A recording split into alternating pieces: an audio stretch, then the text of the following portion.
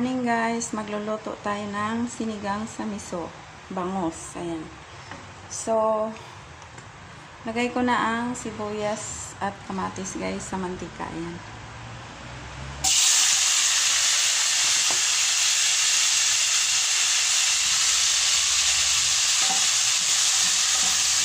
Malayo lang tayo kasi nainitan yung sultan, bumibigay.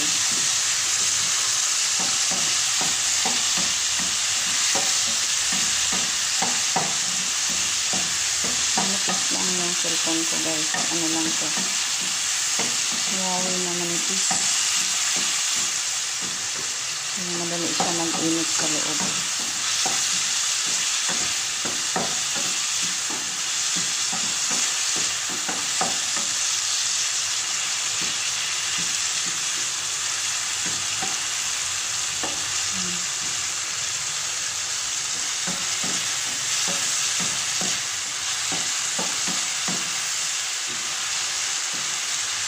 Sometimes guys, naglalagay ako ng bawang. Pero ngayon, tinatamad ako magbalat ng bawang. Kasi it's too early. Hindi pa nga ako mag-agahan. Pero kailangan namin maagang magluto kasi magpa-swab dahil ang anak ni Madam ay may COVID. Pero wala naman ako naramdaman guys. So alam mo naman mga mayaman, natatarantas COVID. So guys, ilagay na natin ang miso. Miso is soybean paste. Yan, nabibili sa palengke. Meron din sa mall minsan guys, yung mga imported na miso. Galing Korea at China. Pero bihira lang itinda din sa bahay. Pero sa palengke guys, yung mga nagtitinda ng gulay, meron yan. Yan. Ang sarap to guys.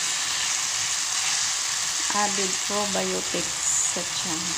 Kasi ano na to, fermented. Parang giniling yata na ano to, beans. Giniling na soybeans. Parang ganun. Tapos pinapaasin.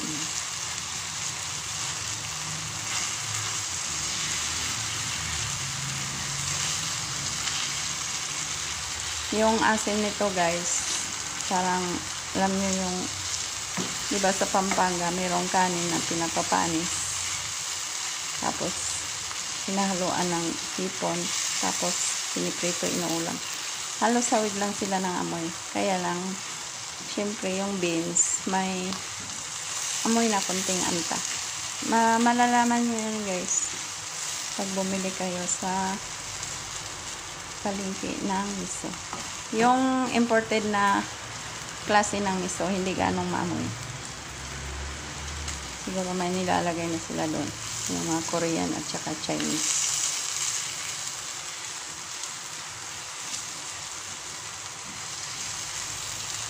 So guys, simple lang itong miso ko.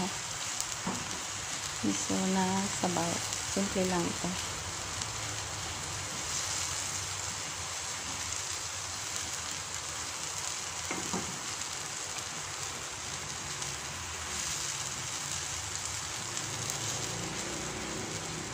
So, ilipat na natin to siya guys doon sa kaldero.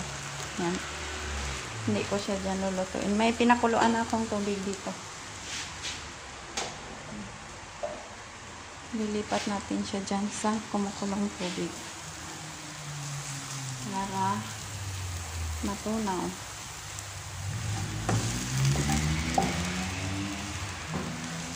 Pwede naman siguro ibuhos.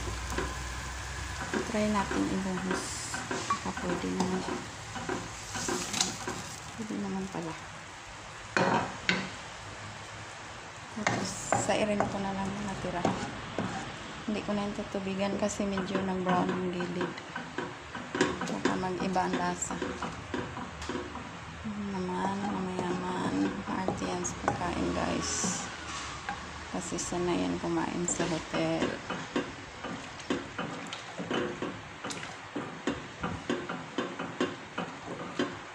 So, medyo malayo lang tayo guys. Kasi kanina nag-overheat yung cellphone na to. Bigla na lang siya nag-shut off habang nag-video ko.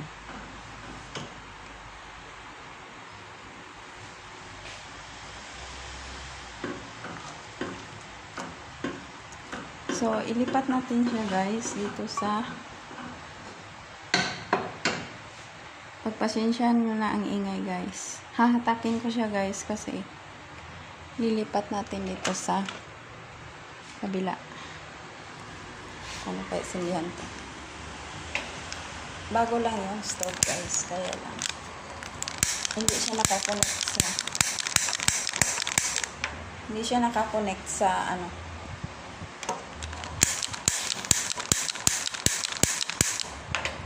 Wala, ayan. Sandali lang guys. Hindi siya nakakonect sa kuryente. Ayan.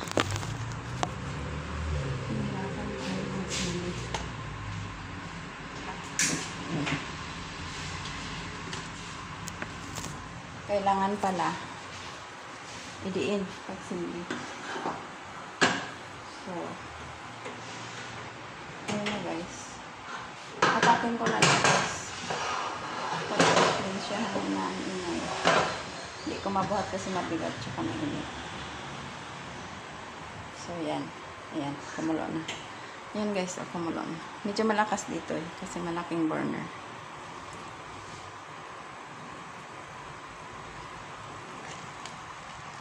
So, ilagay na natin ang sinigang sa miso na ito guys, Knorr, sinigang sa miso.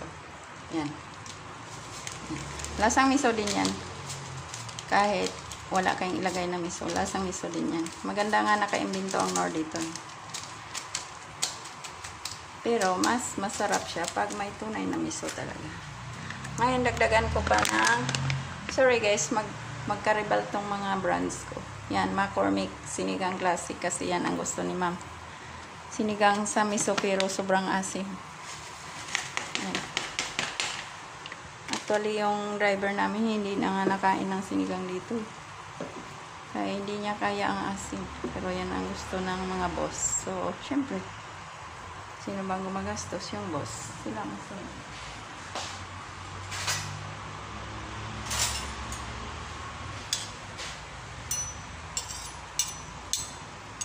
So guys, tikman ko muna ang sabaw bago ilublob yung isda. Yan guys. Nilipat ko guys ayan ang kutsara. Ayan, kutsara.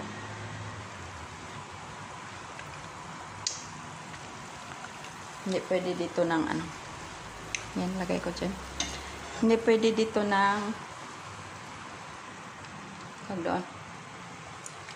Hindi pwede dito ng ano, yung galing sa kaldero lublob mo sa bibig mo. Tapos balik sa kaldero, hindi pwede.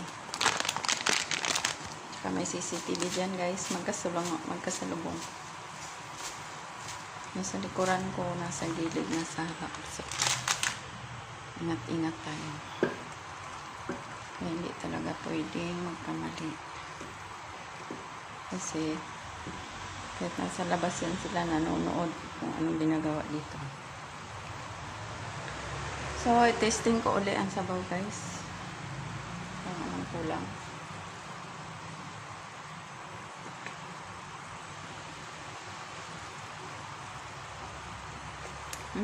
Sarap na.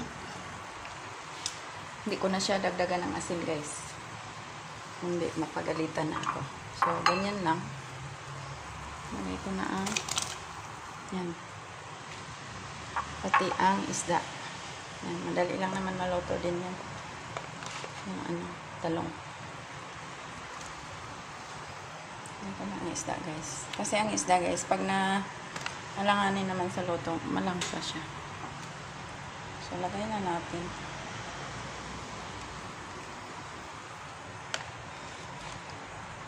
Malalaking bangus to guys. Malaki siya. Hindi yan feel kumain ng maliit ni madam. Ganyan siguro guys pag may pera. Gusto laging malaki ang isda. So, takpan natin guys. para mabilis siyang maluto. Ang sarap-sarap na niya.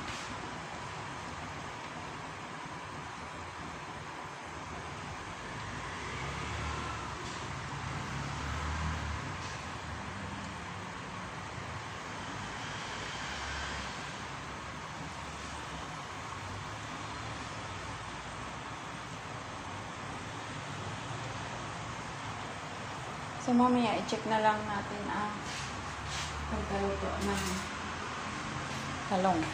Yan. Pagluto na, patayin na kasi iinit pa naman yun. Mamaya pa sila uwi. Baka mga 10. Wala pa naman yatang doktor sa hospital. Na-COVID daw yung anak na dalaga ni Madam. Sa sige nilang labas-labas. Laging kumakain sa labas, guys. Siyempre guys, boring tumira sa bahay maghapon. Yun na, namamasyal tayo.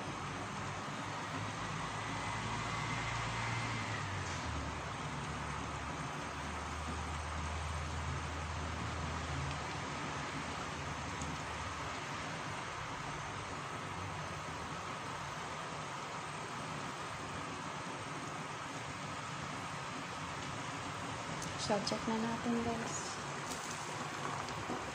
Check natin ang kung paano naluto ang talong.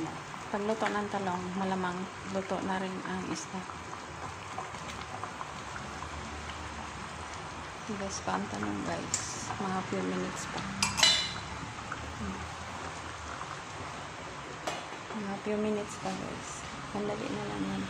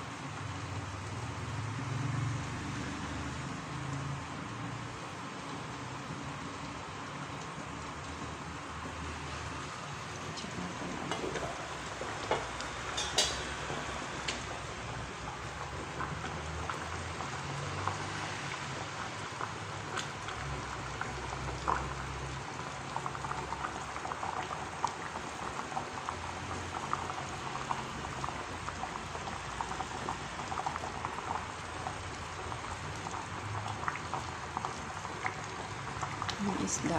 Check natin.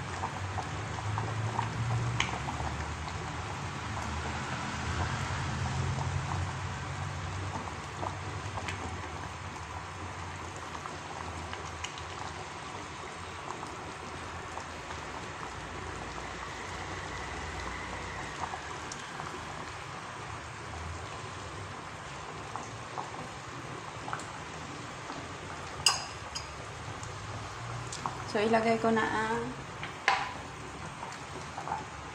repolyo, guys.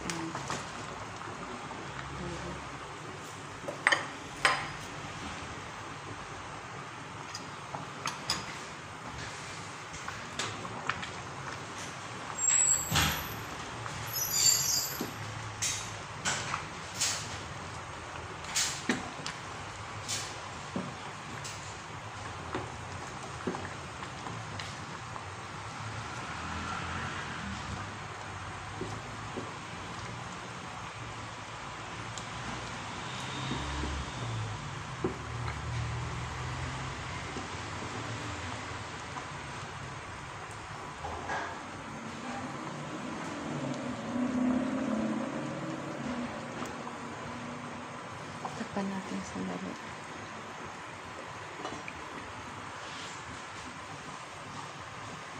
Ang sarap-sarap ng sinigang sa miso.